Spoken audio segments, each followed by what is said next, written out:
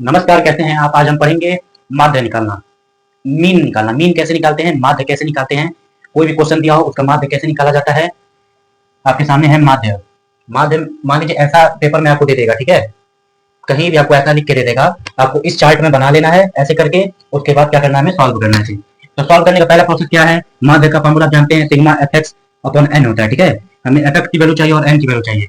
तो चलिए, हमारे पास एफ की तो वैल्यू दे रखी है, यहाँ पे बारंबारता एफ की वैल्यू दे रखी है, एक्स की निकालनी है।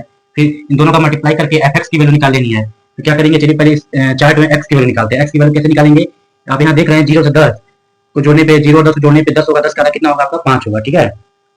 अब देखिए 10 और 20 को जोड़ने पे कितना होगा 30 होगा, 30 का आधा कितना होगा आपका 15, ठीक है। अब आपका 20 और 30 जोड़ने पे 50 होगा, 50 का आधा क्या होगा 25 होगा, ठीक है। अब 30 और 40 को जोड़ने पे क्या होगा 70 होगा, 70 का आधा क्या होगा आपका 35 होगा, ठीक है। और 40 और 50 को आप जोड़ेंगे तब क्या होगा आपका 45 होगा। 40 और 50 को जोड़ेंगे 90 होगा, 90 का आधा क्या होगा 45 होगा, ठीक है। तो x की वैल्यू निकल गई। n की वैल्यू कैसे निकालेंगे, n की वैल्यू निकालने के लिए हम f के जितने नंबर है हमको जोड़ देंगे। तो f के नंबर को जोड़ेंगे तो हमारे पास n इक्वल टू 56 आ जाएगा, ठीक है। उनको जोड़ने पे n की वैल्यू 56 आ जाएगी, ठीक। और x की वैल्यू हमने निकाल ली है सब, ठीक ना। अब काम करेंगे fx निकालेंगे, मतलब f डॉट x, मतलब f और x का गुणनफल निकालेंगे। fx का गुणनफल निकालेंगे 5 बचे 25 हो जाएगा, ठीक है। और 10 और 15 का जब मल्टीप्लाई करेंगे तो क्या होगा आपका 175 हो जाएगा, ठीक ना। तो 175 नहीं होगा, मैं एक बार करके देख रहा हूँ। 15 और 10 का जब आप मल्टीप्लाई करेंगे तो आपका क्या होगा 150 हो जाएगा, ठीक है, 150 हो जाएगा, ठीक। और 25 और 25 का जब मल्टीप्लाई करेंगे तो 625 हो जाएगा, ठीक ना। अब 5 और 35 का जब मल्टीप्लाई करेंगे आप तो आपको क्या होगा 175 हो जाएगा।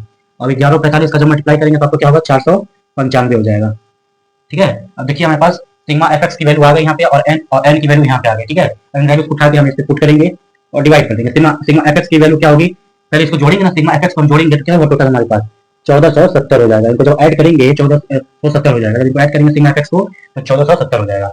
और चलिए हमें सिग्मा एफ एक्स की वैल्यू 1470 मिल गई और एन की वैल्यू 56 मिल गई। यहाँ रखते हैं 1470 अपॉन एन की वैल्यू क्या है 56 है, ये 56 रखेंगे और जो डिवाइड करेंगे तो हमारे पास क्या आ जाएगा 26.5 डाइवर्स कुछ ऐसे ही यहाँ पे हमारा आंसर आ जाएगा। तो ऐसे निकालते हैं माध्य।